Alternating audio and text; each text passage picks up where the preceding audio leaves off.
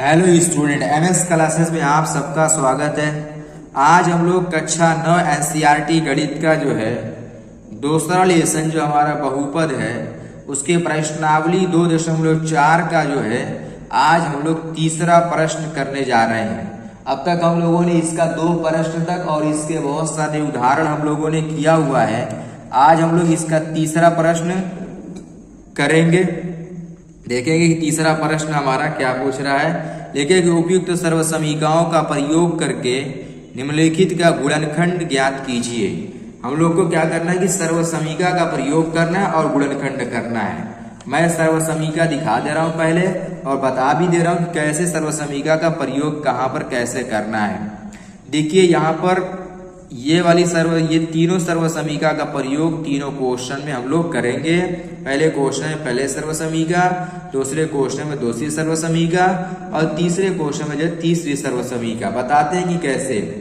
देखिए अगर ये वाला जो पद दिया हुआ है ये इस रूप का होता है, इस रूप का दिया हुआ है, तो इस रूप को अगर हम बनाने के बाद इसको ये लिख सकते हैं तो हमारा गुणनखंड मिल जाएगा। और अगर इस प्रकार से दिया हुआ तो इसकी जगह पर ये लिख सकते हैं, और अगर हमारा इस प्रकार से दिया हो तो इसकी जगह पर हम लोग ये लिख सकते हैं, या अगर इस प्रकार से दिया है तो इसकी जगह पर ये लिखा जा सकता है। तो हम लोग जो है देखते हैं, पहले क्वेश्चन को हल करके सेटल करते हैं, बनाते हैं। तो यहाँ पर जो है हमारा पहला जो क्वेश्चन है लिखा हुआ है कि 9x² plus 6xy plus y², यानी ये जो हमारा बन जाएगा ये x² प्लस 2xy इस वाले सर्वसमीकरण पर x² plus 2xy plus y² बराबर यहाँ पर लिख देंगे x प्लस y का होल स्क्वायर, इसके रूप में लिख सकते हैं।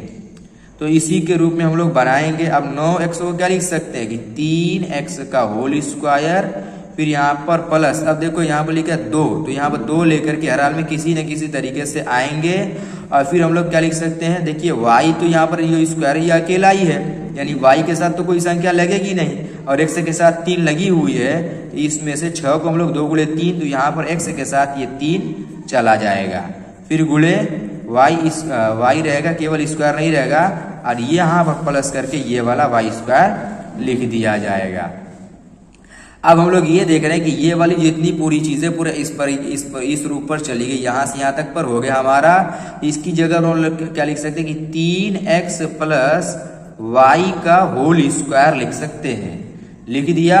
और इसी चीज को हम लोग 2 बार गुणे में लिख देंगे। क्या लिख देंगे 3x प्लस y, और दूसरे ब्रैकेट में हो जाएगा कि 3x प्लस y, और ये इसका कहलाएगा क्या, आंसर कहलाएगा।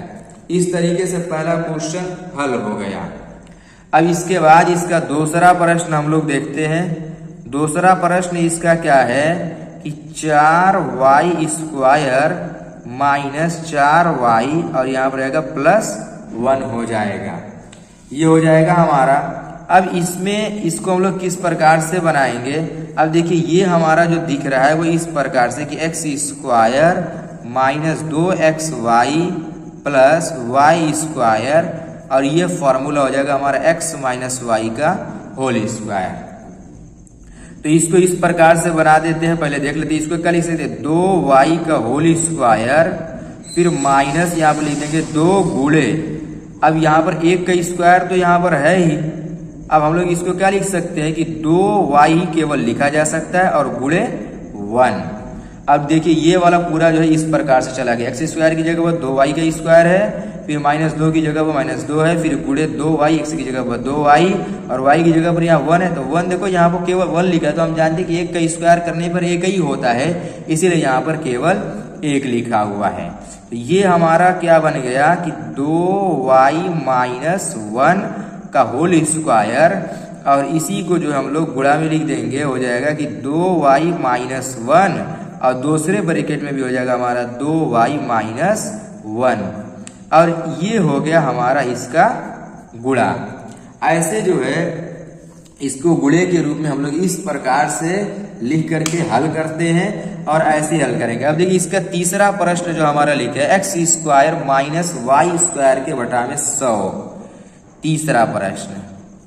तीसरा प्रश्न लिखा है कि x square minus y square के बटा में यहाँ पर 100 हो गया। अब इसको भी सर्वसमीका का प्रयोग से गुणनखंड करना है। तो हम जानते हैं कि सर्वसमीका होती है कि x square minus y square बराबर एक ब्रैकेट में एक्स प्लस वाई, दूसरे ब्रैकेट में एक्स माइनस वाई, ये होता है हमारा। अब हम लोग पहले तो इसको स्क्वायर के रूप में लिख लें। ये हो गया हमारा एक्स स्क्वायर माइनस ये हो जाएगा वाई के बटा में 10 का होल स्क्वायर हो जाएगा यहाँ पर, ये हो गया हमारा। अब इसको हम लोग देख रहे हैं जब इस प्रकार से बन गया तो इसको क्या लिख सकते हैं, लिख सकते हैं कि x प्लस वाई के बटा में 10 और दूसरे ब्रैकेट में लिख सकते हैं इसको x माइनस वाई के बटा में 10। ये हमारा इसका गुणनखंड हो गया। इस तरीके से यही इसका क्या कहलाएगा, हमारा आंसर हो जाएगा। इस तरीके से इसमें के तीनों प्रश्न को इसी प्रकार से सर्वसमीकाओं का प्रयोग करके हम लोग हल कर सकते हैं। बस ये होना चाहिए कि हम लोग को सर्वसमीका याद रहना चाहिए और क्वेश्चन में पता चलना चाहिए कि कौन सी सर्वसमीका प्रयोग करनी है, किस प्रकार से क्वेश्चन लिखा है तो कौन सी सर्वसमीका लगेगी।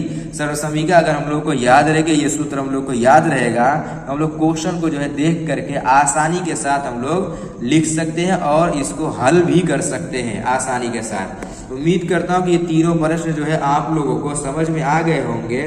तो अगर समझ में आ रहा है तो आप लोग वीडियो को लाइक करें, चैनल को सब्सक्राइब करें और बेल आइकन भी दबाएं ताकि आप लोग को समय समय पर हर वीडियो मिलती रहे।